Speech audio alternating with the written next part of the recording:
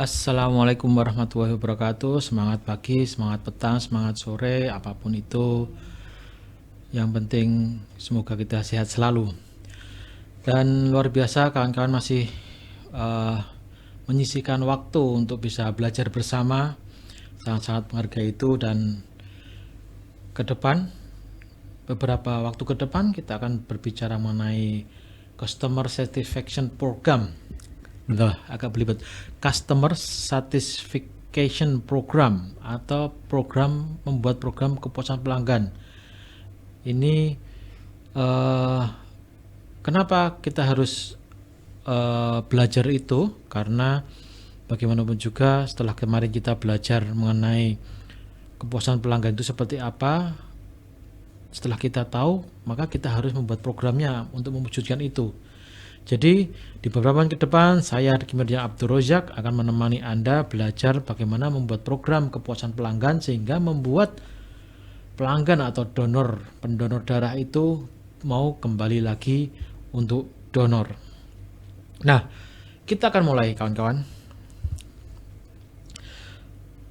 Kembali kita mengingat ya, jangan lupakan beberapa hal yang memicu kepuasan pelanggan. Kalau kemarin kita ingat di pertemuan kemarin atau di video yang sebelumnya, yang pertama adalah kualitas pelayanan.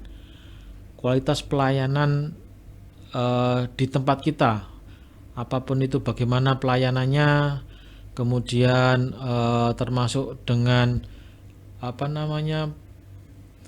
apakah baik apa enggak pelayanannya, kemudian misalkan donor itu apakah kantongnya baik, jarumnya bagus apa enggak.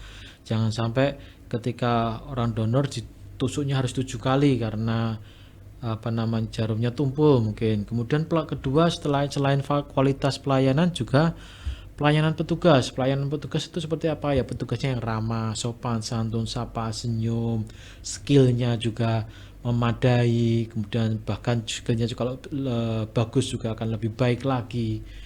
Sehingga ketika memberikan pelayanan kepada pendonor, itu akan memberikan pelayanan yang terbaik karena pelayanan petugasnya juga baik.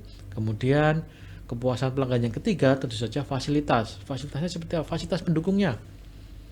Misalkan saja ruang tunggunya nyaman, kemudian toiletnya bersih, kemudian ada wifi-nya. Nah, fasilitas-fasilitas yang bisa memicu, kadang-kadang fasilitas itu bisa mengalihkan perhatian. Yang pertamanya pelayanan petugasnya mungkin kurang baik, tapi tidak jadi komplain karena mungkin fasilitas yang lainnya lebih baik. Ataupun bisa bergantian juga, ketika ruang tunggunya tidak nyaman, tapi ketika dilayani oleh petugas yang ramah, senyum, cantik, dia jadi mengurungkan niatnya untuk komplain. Jadi saling melengkapi. Kemudian akses ini adalah kemudian akses pelanggan atau donor itu mencari informasi mengenai apa saja itu donor darah, apa saja itu pelayanan yang ada di tempat kita, baik bisa melalui brosur atau multimedia atau macam-macam, atau melalui sosial media bisa dipakai juga. Jadi kemudian akses ini juga menentukan kepuasan pelanggan. Jangan sampai ketika kita mau nyari darah, telepon ke sana ke sini, tidak tahu nih nomor teleponnya PMI atau nomor teleponnya UTDRS yang bersangkutan itu berapa, susah mencari. Itu akan memberikan penilaian yang jelek juga karena akses ke instansi kita terbatas. Jadi kemudian akses pelanggan untuk mengakses informasi mengenai apa saja yang ada di organisasi kita, apa saja yang ada di instansi kita, itu akan memberikan pelayanan atau memberikan kepuasan yang lebih kepada pelanggan. Jadi jangan lupakan empat hal yang memicu kepuasan pelanggan, yaitu kualitas pelayanan, kualitas segala macam, kualitas semuanya. Kemudian pelayanan petugas, yang ketiga itu ada fasilitas pendukung, dan keempat adalah kemudahan akses. Keempat elemen inilah yang mendukung pelayanan petugas, mendukung kepuasan pelanggan, sehingga mereka mau kembali lagi mendonorkan darahnya atau donor return ke kita. Itu, jadi jangan lupakan itu ya. Nah, ketika kita sudah tahu itu 4 macam itu apa aja, sekarang tinggal bagaimana kita membuat programnya sehingga 4 elemen ini bisa bersatu padu untuk membuat pendonor itu puas? Apa aja? Bagaimana langkahnya? Nah, langkah penyusun program, tentu saja ketika kita membuat program itu tidak bisa berdasarkan asumsi. Rata-rata kebanyakan orang Indonesia, kebanyakan instansi itu selama saya lihat di lapangan ya, mereka menyusun program, mereka mereka membuat program dengan SWOT ya, strength, weakness, opportunity, threat. Jadi mereka sudah menganalisa kekuatannya seperti apa, kemudian mereka sudah menganalisa kelemahannya apa, mereka sudah menganalisa kemungkinan-kemungkinan atau opportunity-nya seperti apa, kemudian mereka juga sudah menganalisa ancamannya apa. Tetapi SWOT-nya itu berdasarkan asumsi. Jadi misalkan saya bikin program, saya sudah bikin SWOT tapi berdasarkan asumsi saya. Saya mengasumsikan kekuatan dari instansi saya seperti A, B, C, D. Karena mengasumsikan kelemahan dari instansi saya adalah A, B, C, D. Saya mengasumsikan opportunity dan threat-nya di instansi saya A, B, C, D, E itu berdasarkan asumsi dari internal saja. Padahal ketika kita menyusun sebuah program, riset atau assessment permasalahan itu sangat diperlukan. Sehingga karena ini program bukan buat kita ya, program ini kan orientasinya bukan buat instansi kita, tapi orientasinya buat pelanggan, orientasinya buat pendonor. Jadi bagaimana kita ketika melihat atau assessment atau riset untuk menyusun program itu adalah berdasarkan asumsi pendonor, berdasarkan kacamata pendonor. Nah, langkah penyusun program itu memang pertama itu ada riset atau assessment permasalahan. Permasalahan apa saja yang ada di lapangan dengan kacamata pendonor sekali lagi. Jadi kita bisa compare dengan kacamata pendonor dan dengan kacamata kita, karena seringkali ketika kita melihat dengan kacamata kita muncul subjektivitas. Kita cenderung menyangkal masalah yang ada.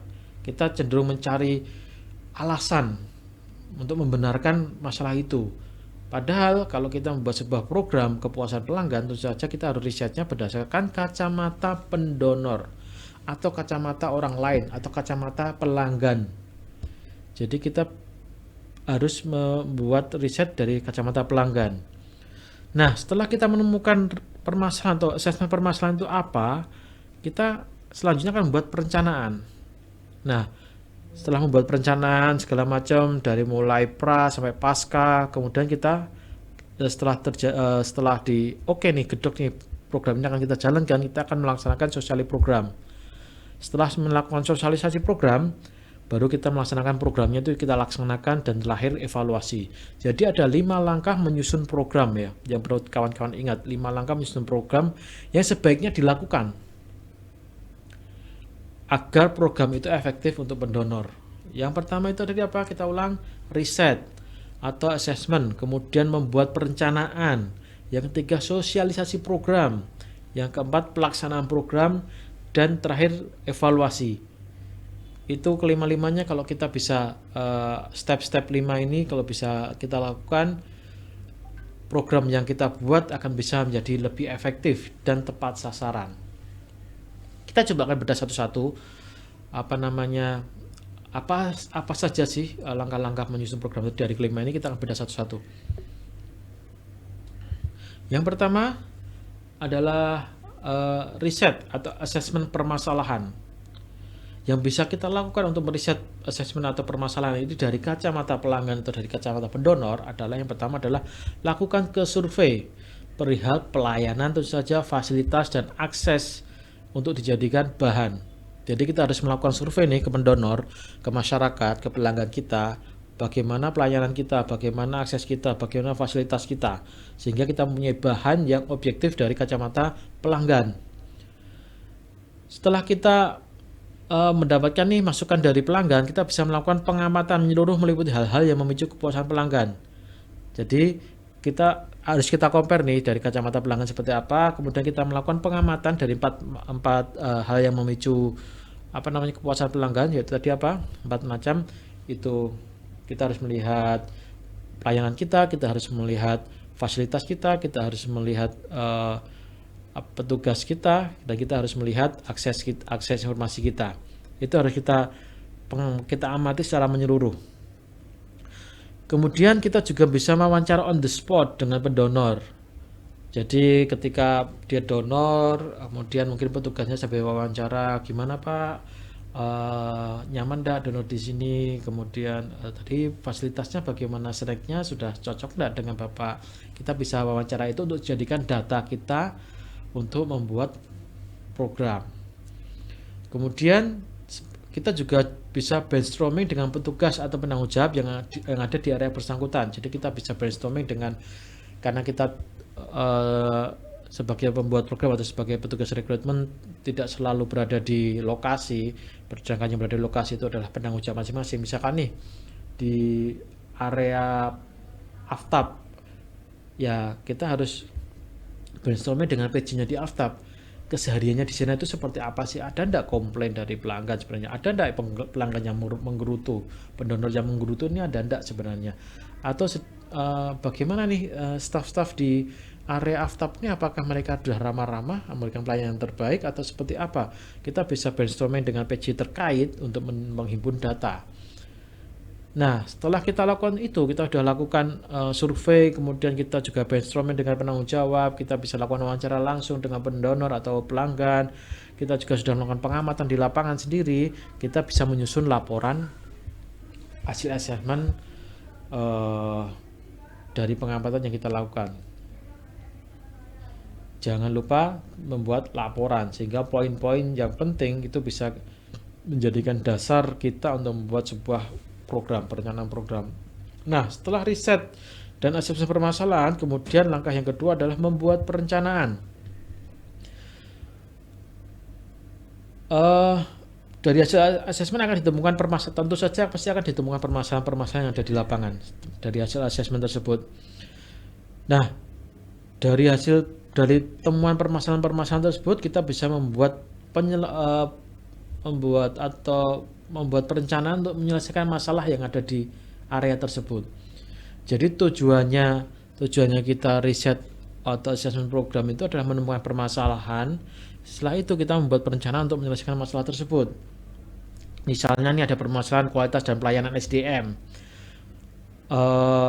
Misalnya nih dari teman-teman melakukan wawancara dan teman-teman melakukan survei, ditemukan permasalahan SDM kurang ramah atau SDM kurang sopan atau kurang menyenangkan atau menggerutu ketika memberikan pelayanan. Ya, kita buat solusinya seperti apa kalau ternyata ada komplain seperti itu, ada masukan seperti itu. Ya, kita buat program misalkan dengan membuat pelatihan service excellent atau excellent service. Kemudian kita bisa merefresh SOP ke petugas yang bersangkutan dan sebagainya. Jadi dari permasalahan kita bisa menemukan perencanaannya seperti apa, kira-kira seperti apa yang akan kita lakukan untuk menyelesaikan permasalahan yang ditemukan di lapangan. Kemudian misalkan ditemukan permasalahan di fasilitas. Nah, kalau ada pertemuan di fasilitas, bagaimana, apa yang kita lakukan? Ya, kita membuat perencanaan perbaikan fasilitas yang bersangkutan, yang dimaksud. Terus saja kita sesuaikan dengan budget, atau bisa cari juga misalkan decoy itu apa ya, pengalih perhatian untuk fasilitas yang belum bisa diperbaiki. Misalnya nih ternyata ada permasalahan di ruang tunggu yang sempit, mungkin ruang tunggunya sempit, kurang nyaman nih kalau menunggu di situ, saya harus duduknya berhimpit-himpitan. Mungkin ada permasalahan seperti itu, kita bisa buat perencanaan. Yang pertama, mungkin kita bisa memperbaiki ruang tunggu, tapi kalau itu tidak memungkinkan karena banyaknya biaya yang harus dikeluarkan, kita bisa membuat decoy itu pengalih perhatian.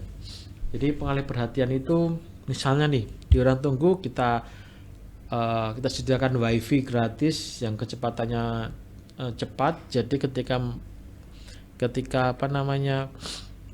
pelanggan atau pendonor itu menunggu, mereka akan teralihkan dengan bermain internet.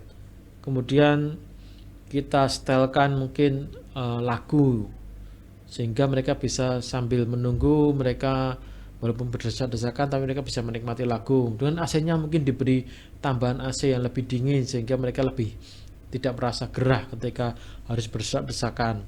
Itu bisa kita rencanakan dengan melihat permasalahan-permasalahan yang terjadi di lapangan. Jadi tidak, ketika ada permasalahan fasilitas tidak melulu harus rombak nih atau harus pembenahan fasilitas, tapi mungkin kita bisa kali juga dengan decoy atau pengalih perhatian. Kalau ada permasalahan akses seperti apa? Barangkali ternyata saya ketika mau mencari menuju ke misalnya kita ambil contoh PMI Solo. Saya menuju PMI Solo itu di Google masih belum ada ternyata. Atau informasi nomor telepon di PMI Solo belum ada. Nah, kalau kita menemukan itu ya segera kita selesaikan. Kalau itu kan kalau akses harusnya lebih mudah diperbaiki daripada fasilitas.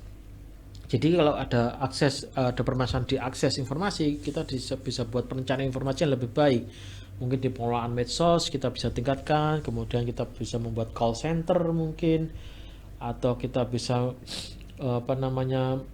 meminta bantuan oleh influencer untuk mengulas tentang organisasi kita sehingga masyarakat mudah menerima akses dari organisasi kita. Nah, setelah kita membuat perencanaan ini, tadi kan kita sudah menemukan permasalahannya seperti apa. Setelah memperoleh permasalahan, kemudian mereka membuat perencanaan. Nah, setelah membuat perencanaan, ada langkah yang berikutnya adalah sosialisasi program. Kalau kita sudah selesai nih, kita sudah bikin perencanaan runut, ya kita harus sosialisasikan program tersebut sebelum kita implementasikan. Sosialisasi program itu kepada siapa? Yang pertama, tentu saja kita setelah membuat perencanaan kita harus mendapatkan persetujuan dari pihak yang terkait atau yang berwenang atau mungkin pimpinan kita, dan harus dilakukan sosialisasi program ke semua pihak yang bersangkutan. Nah, sosialisasi ini misalkan nih rencana program kita terkait dengan perencanaan di bagian aftab. Nah, kita juga harus sosialisasi ke seluruh elemen yang ada di situ. Misalkan nih, karena ada permasalahan di jam pelayanannya yang terlalu pendek sehingga masyarakat mau download itu susah, akhirnya kita buat perencanaan bahwa jam pelayanan diperpanjang.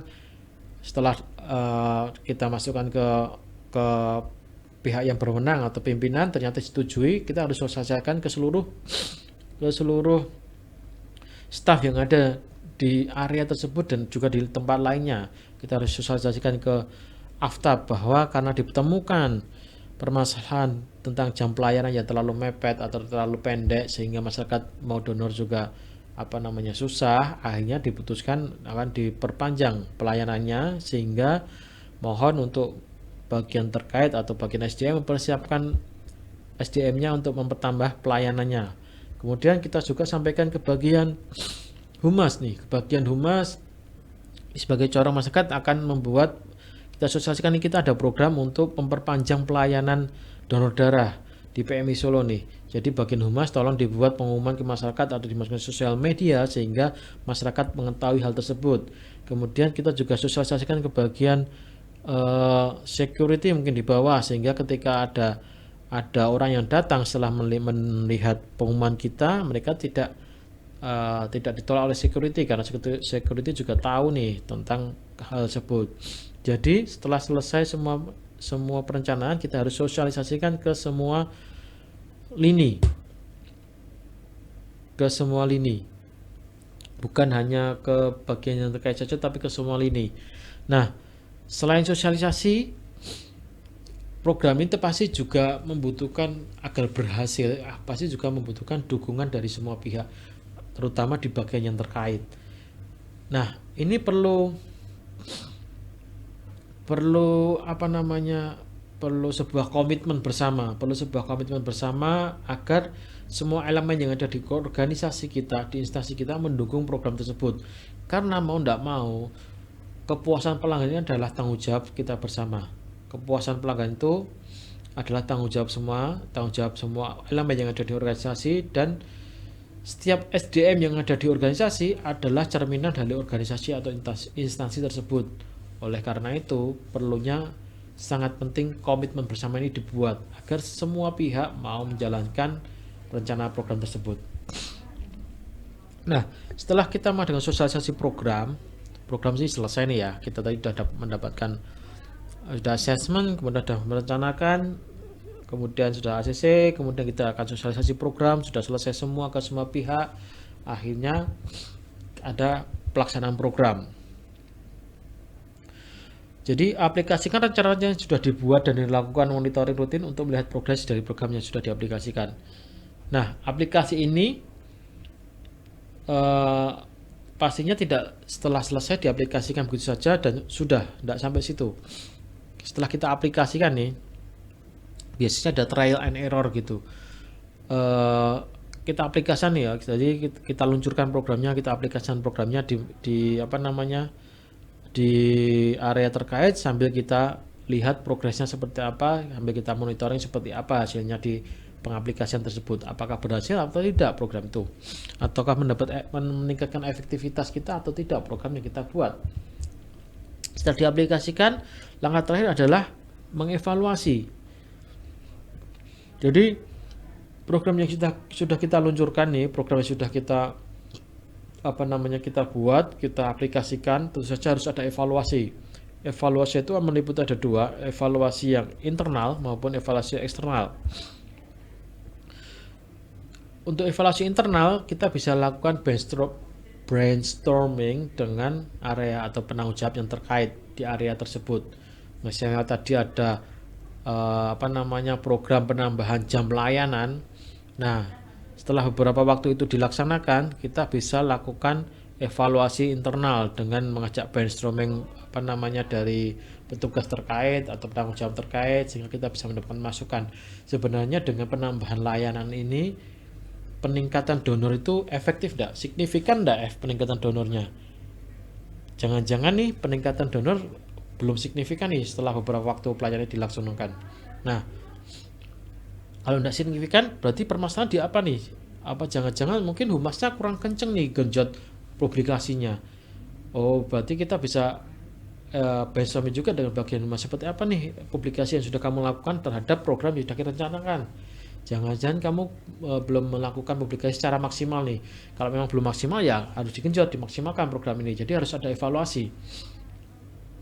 Kemudian setelah itu dia internal kita evaluasi, eksternal juga harus kita evaluasi dengan berbagai macam tool yang kemarin sudah kita sampaikan di di video sebelumnya tentang bagaimana teman-teman harus membuat tools tentang bagaimana mendapatkan masukan atau bagaimana mendapatkan masukan dari masyarakat. Jadi bisa dilakukan dengan survei terhadap apa fasilitas yang sudah kita kita berikan yang baru ini menurut pelanggan atau menurut pendonor itu bagaimana? Apakah menambah tingkat kepuasan Anda karena Anda bisa melakukan pendonor di luar jam yang kemarin misalkan sampai jam 4 saja, sekarang sampai jam 8 misalkan, ataukah ternyata sama aja tidak ada progres signifikan. Nah, survei ini bisa kita lakukan dari berbagai cara, bisa offline atau bisa juga dengan melalui kuesioner secara online, melalui sosial media mungkin, atau mungkin melalui Google Form mungkin. Nah, dengan kita mendapatkan masukan secara eksternal ini tentang bagaimana program yang sudah kita luncurkan, itu akan memberikan gambaran kepada kita atau memberikan evaluasi kepada kita apakah program untuk peningkatan kepuasan pelanggan ini berhasil atau tidak. Ketika tidak berhasil, ya akan kita evaluasi lagi. Tapi ketika sudah berhasil, ya berarti harus go on. The show must go on, harus dilaksanakan terus, dijalankan terus sehingga menambah kepuasan dari pelanggan atau pendonor yang melakukan donor darah di instansi kita. Kalau kita ambil contoh kasus di apa yang dilakukan oleh PMI Solo. Jadi ada permasalahan di PMI Solo atau mungkin permasalahan di hampir semua UTD itu adalah biasanya lebih banyak pendonor yang di luar gedung, atau mobile unit atau donor di luar gedung daripada pendonor yang ada di dalam gedung. Mayoritas permasalahannya seperti itu. Nah, ini pendonor yang di dalam, kalau di PMI Solo, di UTD PMI Solo itu hampir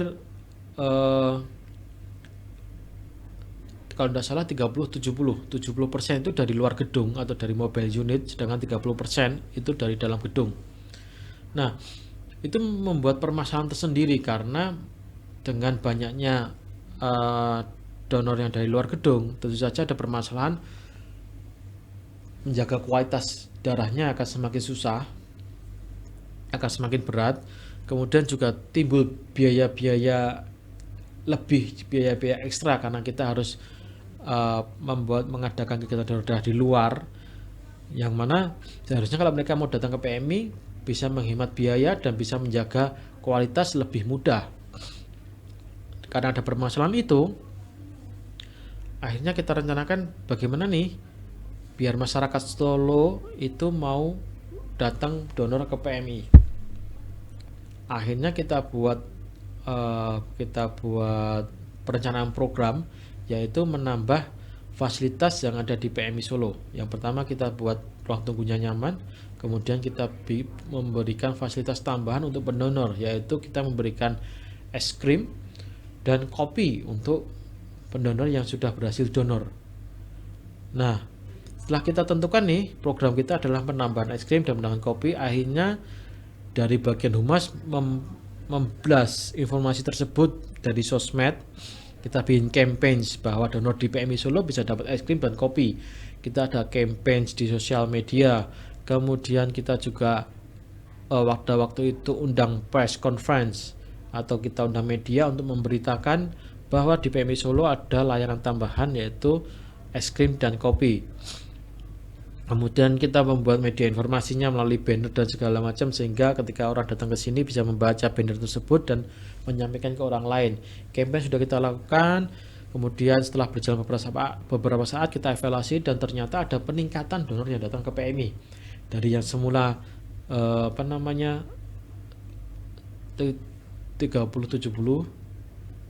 yang semula 40-60 jadi 50-50. 50% dari dalam gedung dan 5% dari luar gedung, sehingga ada peningkatan dari program tersebut, ada peningkatan pendonor yang datang ke PMI.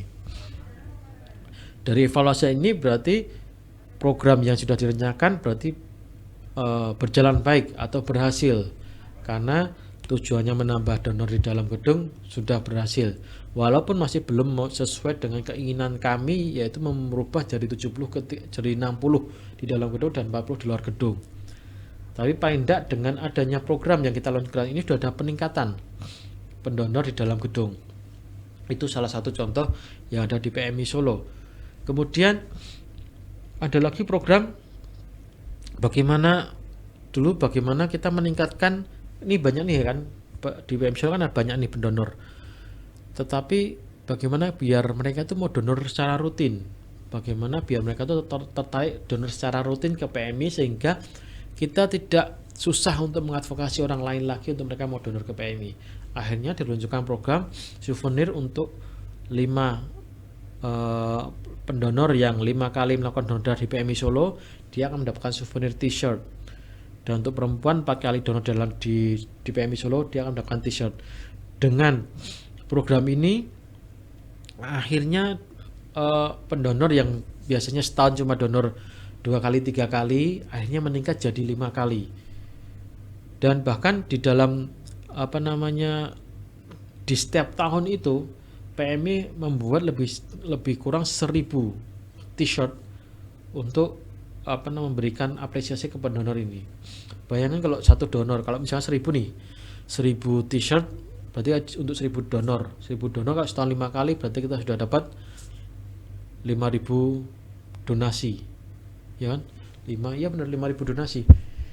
Jadi peningkatannya sangat signifikan. Itu berarti beberapa program-program, contoh program-program yang dilaksanakan di Solo karena melihat permasalahan yang ada di lapangan.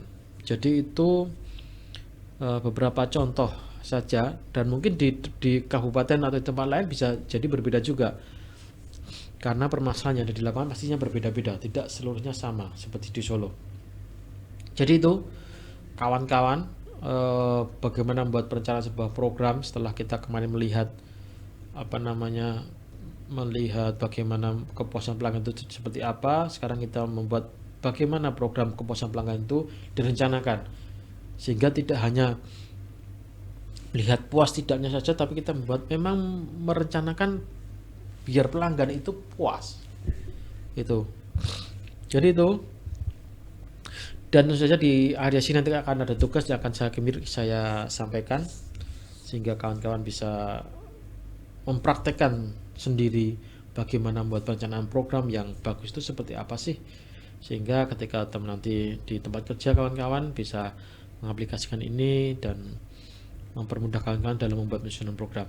Jadi ingat 5 langkah membuat program, yaitu yang pertama melakukan survei atau assessment permasalahan, kemudian yang kedua membuat perencanaan, kemudian setelah membuat perencanaan yang ketiga adalah membuat sosialisasi untuk semua elemen yang terkait, kemudian melakukan pelaksanaan atau implementasi, dan yang terakhir adalah evaluasi.